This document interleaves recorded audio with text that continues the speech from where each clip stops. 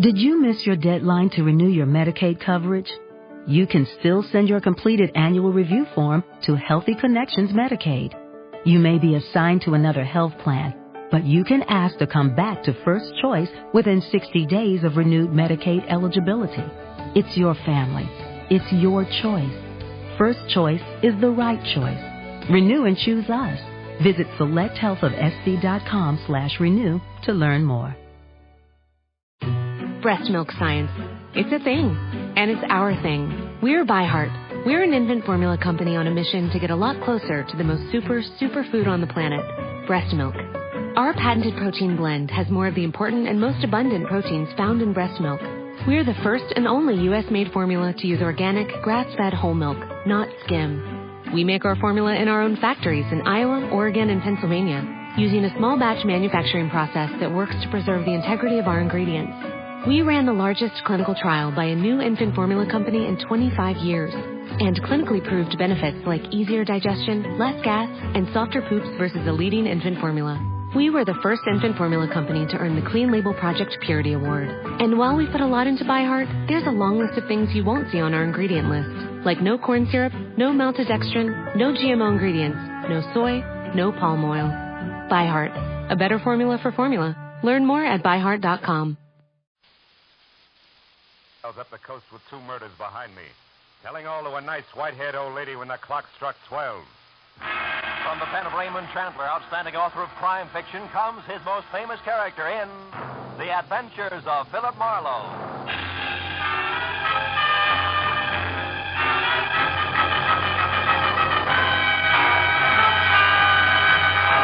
Now, with Gerald Moore, starred as Philip Marlowe, we bring you tonight's exciting story, The House That Jacqueline Built.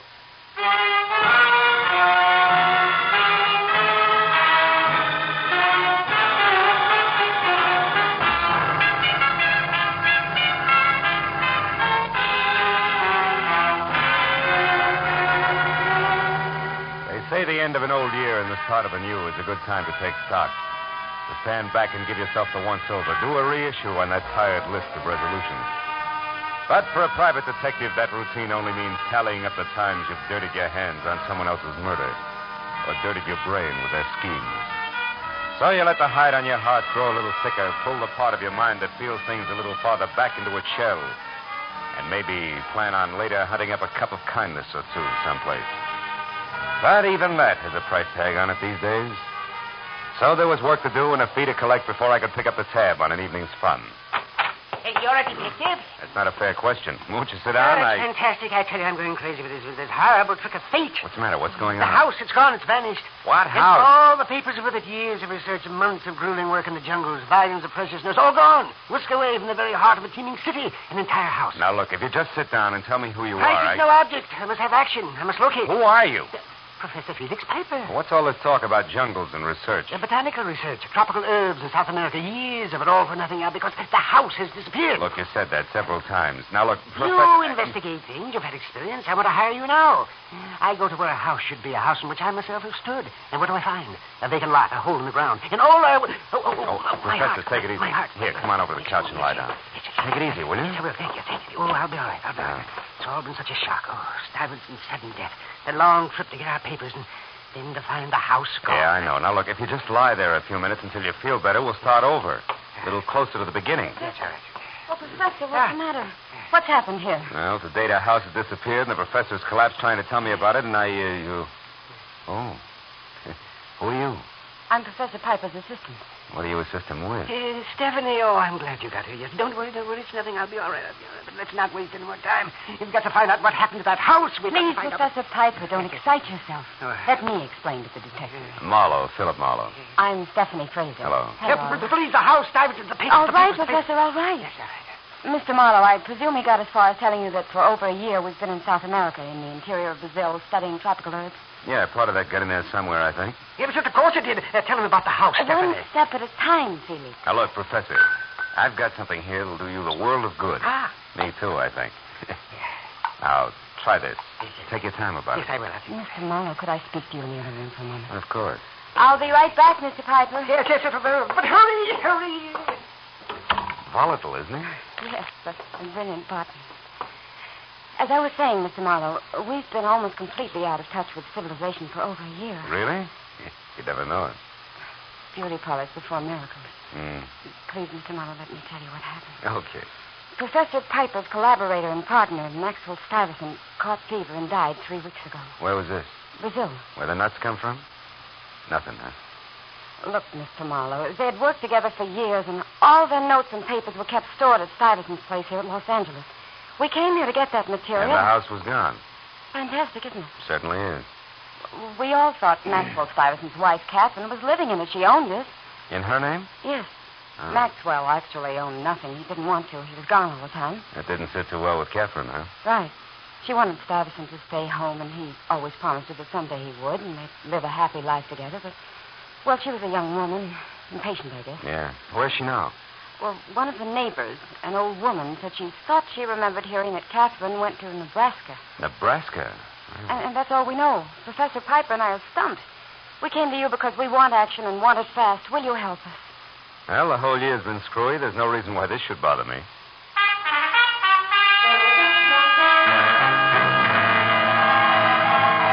Tracking a runaway residence through the metropolitan wilds of Los Angeles didn't sound so tough.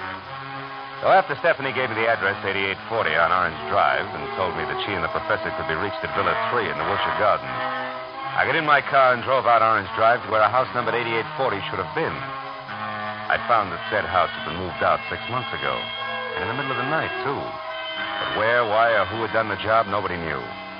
Until I got around to a Mrs. Elma Lathrop, whose house backed the Stuyvesant place from across the alley. She blocked her front door with a waistline that said she'd never heard of rye crisp. Gave me an eye as warm and as sympathetic as an ice cube. Remember that? Huh. I should have to tell you I remember. Craziest thing I ever saw. Them men working all day and all night, getting that little house up on rollers and out of there. I'd like to know what all the rush was about. So would I. You wouldn't happen to know where they took it, huh? No, I wouldn't. That Catherine Stuyvesant wasn't a very sociable type person. But if that's the way she wants to be, it's all right with me. That's good. Now, look, I don't suppose you'd know who she sold it to. Nope. What company did the moving? Oh, wouldn't I, though? It's the Gilligan Wrecking and Moving Company, and believe you me, the name fits. Them clumsy oxes. In such a rush, they backed a big truck over my pomegranate tree. A beautiful, full-grown tree in the pink of health. Did I make them pay? I'll bet. Now, you listen. Have I a choice? I tracked that outfit down and made them shell out through the nose for that. Was I burned? Well, bully for you. Now, look, where is the Gilligan Outfits office, Mrs. Lathrop? At Adams and Rampart Street. 410 Rampart. 410, huh? But say, what's going on anyway? Why are you asking me all these questions? Well, frankly, I'm a pomegranate fancier myself, Mrs. Lathrop. Happy New Year.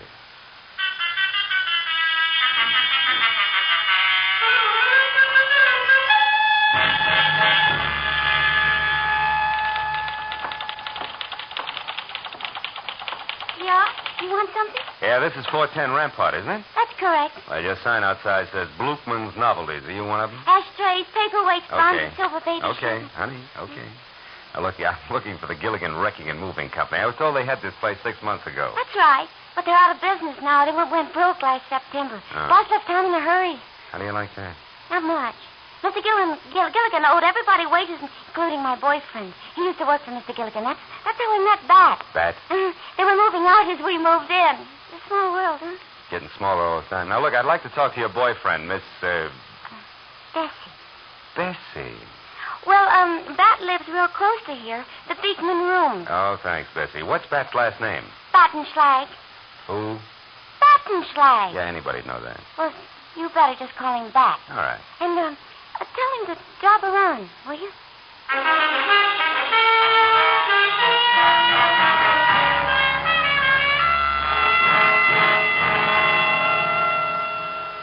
I wish I was a tender apple blossom or sunshine. I wonder who wrote those lyrics. I wish it was the sunshine and rain. Who is it? Name's Marlowe. I want some dope on a job the Gilligan Company did, Bat. All right, just a minute. Well, how did you get to me? Bessie. Oh. By the way, she said for you to drop around. Oh, yeah?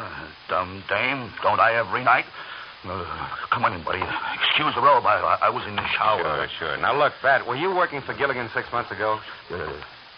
Yeah, why? You remember moving a house from 8840 Orange Drive? 8840 Orange Drive. Yeah. Let's see now. Oh, yeah, that one, too. That was the screwiest deal I ever saw. Where'd you move it to, do you remember? All the way to San Pedro. Big hurry-up job. The boss kept saying we were racing the weather. Nobody could figure it. Racing the weather? Why? That beats me. We set the house off down at the end of Front Street in the Harbor Salvage Company yard. Harbor Salvage in San Pedro, Yeah. eh? Tell me, Bat, was the house empty? Well, certainly. You don't think No, that... Bat. I mean the furniture. Oh. Well, why? What's all the fuss? Well, some people are interested in locating that house. Oh, yeah. Oh, that's too bad. How come? I got a big hunch it didn't sit very long where we left it, buddy. The Pacific Ocean was only 6 inches from the back door.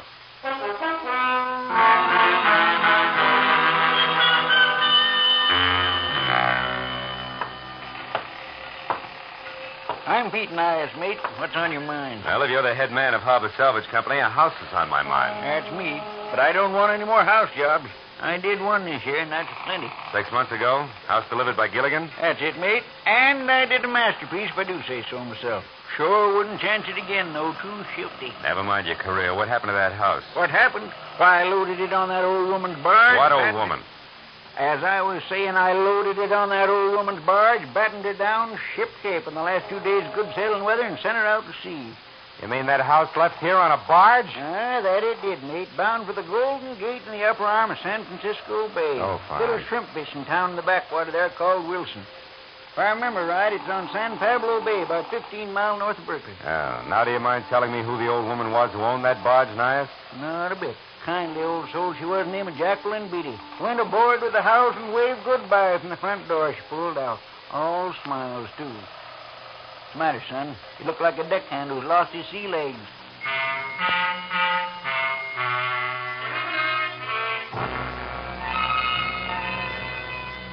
What had started 3 short hours ago as a checkup on an L.A. resident had evolved itself into a chase up the coast after a houseboat, which was a project I distinctly did not want to jump into without first a nod from my client.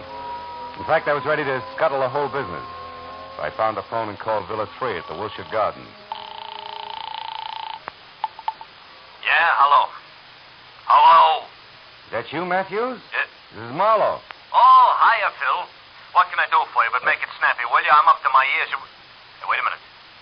Phil, look, you called up here expecting someone else to answer, didn't you? Who? A guy named Felix Piper, maybe. Nice fit. What's the connection? Client, what fit? Ex-client, Marlowe. He's it. Somebody Huh? tagged him. Yeah, with a knife. A very fancy knife, like some Indians in Brazil use, the boys tell me. Oh. You better drop in here. Where are you now? San Pedro. What are you doing down there? Yeah, well, you wouldn't believe it, Matthews. Really, you wouldn't.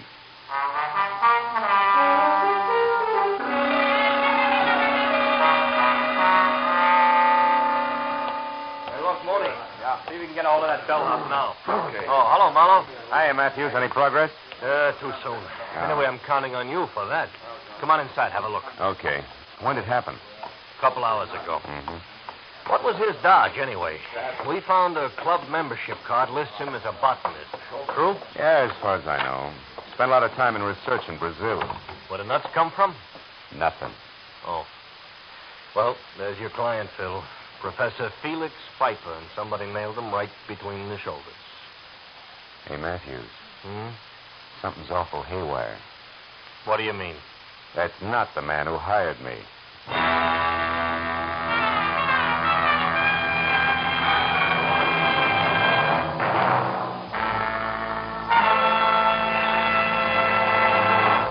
In just a moment, the second act of Philip Marlowe. But first, one fellow who made a New Year's resolution years ago not to get married certainly saw it blow up with a bang a couple of weeks ago. A fellow by the name of Andy, of Amos and Andy, opened his mouth at the wrong moment, and there he was, married to the wrong woman. Listen for Amos and Andy and Andy's Bride on most of these same CBS stations tomorrow night. Now, with our star, Gerald Moore, we return to the second act of Philip Marlowe and tonight's story, The House That Jacqueline Built.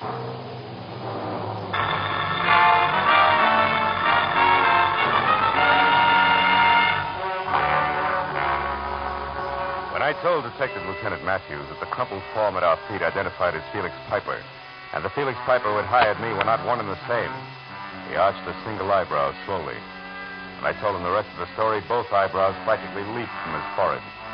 So all in all, it was 30 minutes of steady gab, my solemn word that what I had said was nothing but the truth, and a blunt reminder that a private detective's license is revocable before I was free to go back to my apartment on Franklin, while the police went to work. That made it exactly 4 p.m.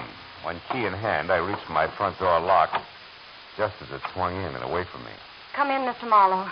Well, the globe-trotting Stephanie. How'd my place ever get on your map, baby? Please, don't joke. Come in. Thank you. Lovely apartment you've got here. Mr. Marlowe, please. This is no time to be funny. Why not? Everything else plays funny. Your lost L.A. house turns up floating on the outskirts of San Francisco. What? A screwball botanist from South America who's maybe also a killer wants a bunch of hocus-pocus Also a papers. killer. Well, what do you mean, Mr. Marlowe? Felix Piper didn't kill Corday. Corday. That's his name, huh? You get around, don't you, kid? Yes, Martin Corday. He was on the floor of my villa when I got back. That's why I came here. The janitor let me. Yeah, and I thought let's I was... not change the subject. Miss Corday, who is he? Or was he? Scheming, ruthless man we knew in South America. An importer. Wait a minute. An importer wants a botanist paper? Come on, baby. Tell me the truth. Mr. Marlowe, there are no papers. Oh, that's great. You mean that all this about the house is phony, make-believe? No, it's true. But? But no papers. Only jewels. Oh, no. Rubies, Mr. Marlowe. In a little pouch. $30,000 worth hidden in the house. Where in the house? The fireplace. Behind a brick somewhere on the right-hand side. You see, those rubies belong to Felix and that Maxwell Stuyvesant I mentioned. Now they belong to Felix alone. They were for their old age. The expression's nest egg. So they could carry on their work. Hmm. You don't believe me? No, not quite, no. And for two very valid reasons. One, why'd you lie in the first place and say it was papers? Because we didn't know if we could trust you. And now with a man dead, you have to, is that it? No, I don't have to, but I do trust you, Mr. Marlowe. It may not be mutual, Stephanie. What do you mean? Well, if I buy all this, the jewels, Piper and Stuyvesant's unique retirement plan, Corday posing as Piper to some way cut in, there's a new hooker. Which is what? Corday's murderer. It should now be you or Felix Piper. No. Then who? Corday's partner. A swarthy-looking little man. I don't know his name. I last saw him with Corday in South America. You see, the original plan was that I come up here ahead of Felix. But he was too anxious. He couldn't wait. He followed almost at once. So? So, somehow or other, Corday and this swarthy man found out about our plans and decided that Corday should pose as Felix and as for their scheme. And what? Well, there must have been a double cross. Corday probably trying to do away with the swarthy man, but getting done away with himself instead. Where's Felix Piper now? In a second-rate hotel on Santa Monica Boulevard. Phone number there, do you know it? Phone number? Yes, I have it right here in my purse. All right. Crestview 8 something. Yes, here. Crestview 84144. 4144. Okay, here, you talk to him, Stephanie. My nerves won't take the chatter. What should I tell him? Mr. Felix Piper, please. Well, tell him for the time being we're going to skip the police. But you and I are going up to San Francisco on the next plane and then out to a place called Wilson to look for a houseboat. No less rubies. Yeah, also tell him to meet us up there at the Crystal Auto Court. You got that? It's a place I've stayed at a little beyond Berkeley. On the road to San Pablo Bay. All right. Stephanie, Felix. One moment. Yeah. Tell him to stay clear of swarthy men tonight. Especially small ones. They're dangerous.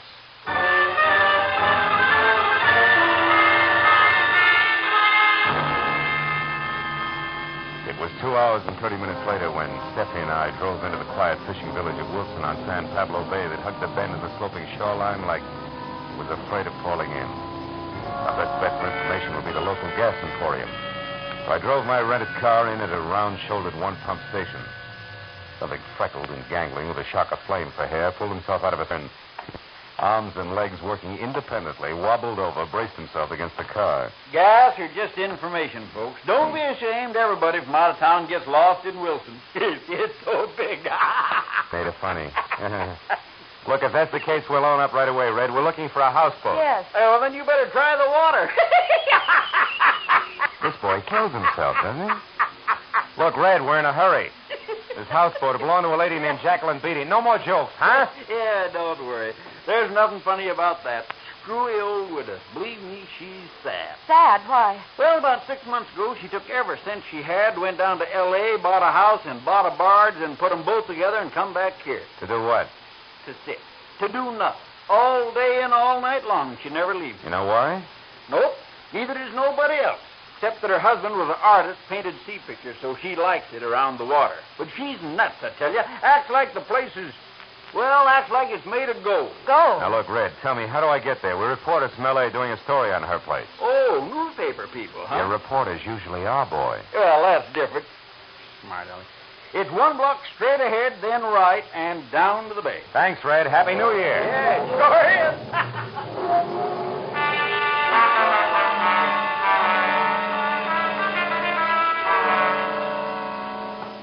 Bygone went ahead and 3 right and we're down to where the town and the bay trickled up to meet one another. We saw it. A white 3-room cottage afloat surrounded by fishing boats and assorted barges. The front door opened at our knock. Not Tugboat Annie, nor the scraggly pioneer woman, rifle cradled in bony arms. Just anybody's grandmother, and under a white lace shawl at that. Yes, sir. Can I help you? Well, yeah, I believe so. You're Mrs. Beatty, huh? That's right. Mrs. Jacqueline Beatty. Oh, well, I'm Philip Marlowe, Mrs. Beatty. This is Miss Stephanie Fraser. How do you do? We're reporters from L.A. Reporters? We were going through Wilson here when we heard about your houseboat and how you brought it all the way up from Los Angeles. You had a particular reason for wanting this house, Mrs. Beatty? Oh, my, yes. What was that? Well, that's a long, long story, my boy. I see. Well, tell me, Mrs. Beatty, the house is exactly as it was in Los Angeles, huh? Oh, to a T, Mr. Marlowe. Would you like to see it? Oh, yes, we'd love to. Fine. Then, shall we say lunch tomorrow? Well, Mrs. Beatty, we're on our way back to Los Angeles now tonight. Oh, that's too bad. Yeah. But, well, you see, I simply have to tidy up some before company. Well, perhaps another time. Well, I think lunch tomorrow will be splendid, Mrs. Beatty. Of course. Good. Then until midday tomorrow, we'll have a buffet for the 3 of us in front of the fireplace. Good night, Miss Fraser. Good night. Mr. Marlowe. Good night, Mrs. Beatty. Well, is it just a sweet old lady? I don't know. But when will we? Well, only about midday tomorrow. Come on, let's get back to the Crystal Auto Cart and your boss. Felix Piper out and alone is a combination that worries me plenty.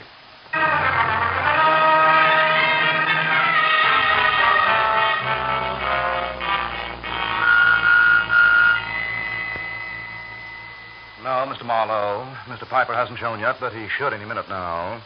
He called a half hour ago from someplace in Berkeley and said he was coming out here in a taxi. Well, now, let's see. A single cabin for Miss Fraser here, number 6. And a double, number 11, for you and Mr. Piper. Right, Mr. Marlowe? Yes, that's right, Mr. Crystal. Okay. Now, Miss Fraser, if you'll come along with me, I'll show you the way. Be back in a minute, Mr. Marlowe.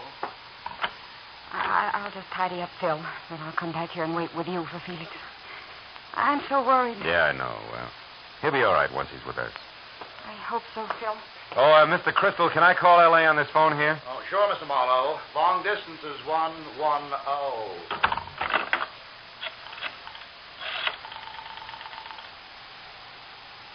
Operator. Yeah, I want to call a Los Angeles person to person here. Party I want is Detective Lieutenant... What? Delay. Oh, yeah, New Year's Eve. Well, look, honey, I'd like to put the call through anyway. Never mind. Marlowe! Oh, you're here! You're the big freeze! You got away, Mr. Marlowe. Did he kill her? It was a man. Get hold of yourself, Crystal. What'd he look like? Take it easy, fella. Hold on tight. Did you see him? Was he small, swarthy? I'm not sure, Mr. Think, Marlowe. Crystal. Think. What'd he look like? Well, he was kind of short. Maybe swarthy. It was all so fast, I couldn't tell. All right. Come on away from her. We'll go back to your office. Now, listen to me carefully. You phone the police. I'm going to a houseboat on the San Pablo Bay where I think we'll find a small, swarthy man. We'll push a nice old lady around without batting an eye. But why? About $30,000 worth of rubies.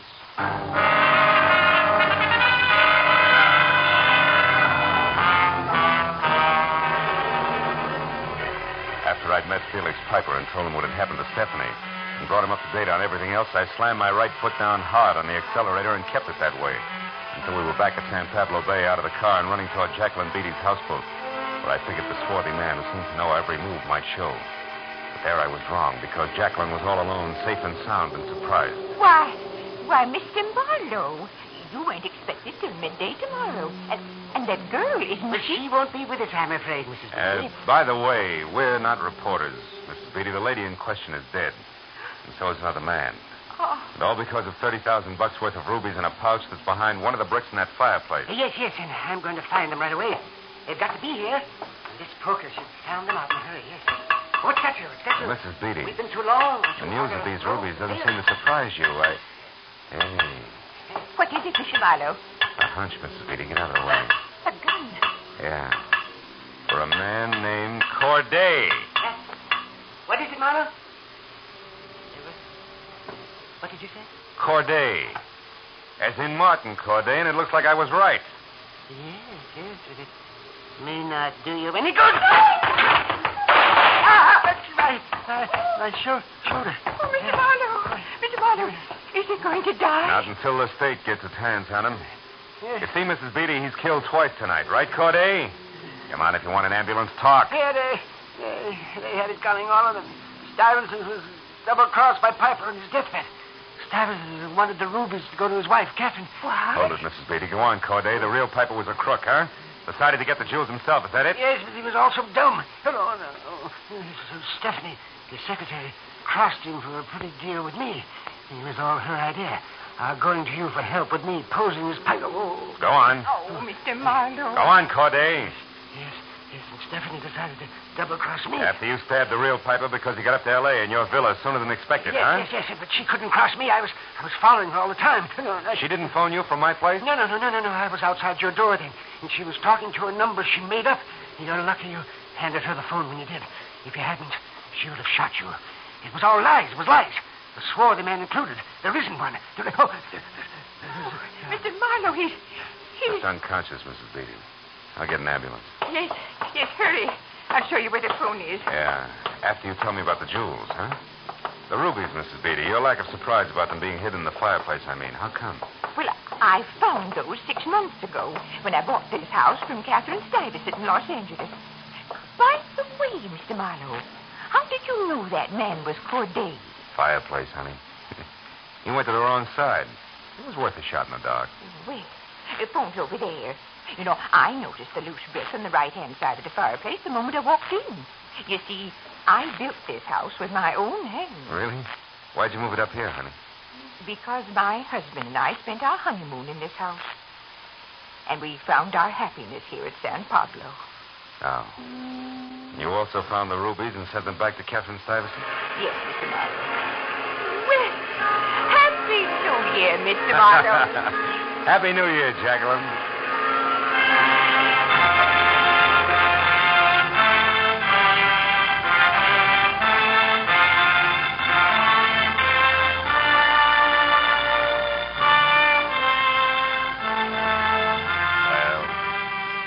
By the time I'd said goodbye to Jacqueline and walked outside, the first sun of 1950 was glinting across the waters of the bay.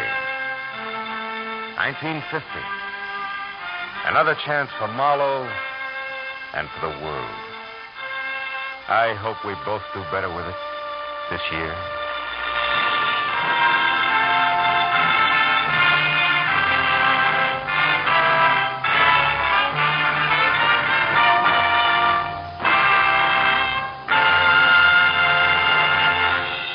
The Adventures of Philip Marlowe, bringing you Raymond Chandler's most famous character, star Gerald Moore, are produced and directed by Norman MacDonald and are written for radio by Robert Mitchell and Gene Levitt.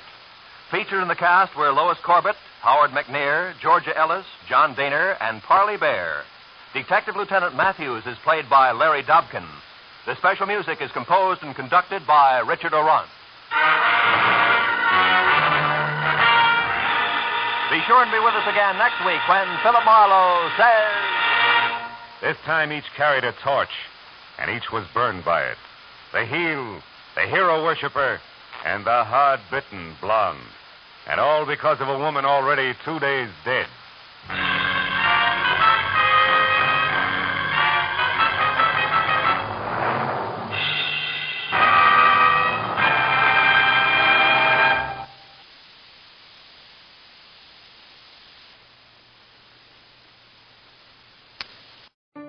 Did you miss your deadline to renew your Medicaid coverage? You can still send your completed annual review form to Healthy Connections Medicaid. You may be assigned to another health plan, but you can ask to come back to First Choice within 60 days of renewed Medicaid eligibility. It's your family. It's your choice. First Choice is the right choice. Renew and choose us. Visit selecthealthofsc.com/renew to learn more. Hey guys, it is Ryan. I'm not sure if you know this about me, but I'm a bit of a fun fanatic when I can. I like to work, but I like fun too. It's a thing. And now the truth is out there. I can tell you about my favorite place to have fun. Chumba Casino. They have hundreds of social casino style games to choose from with new games released each week. You can play for free anytime, anywhere. And each day brings a new chance to collect daily bonuses. So join me in the fun. Sign up now at ChumbaCasino.com. No purchase necessary. VGW. Void where prohibited by law. See terms and conditions. 18+.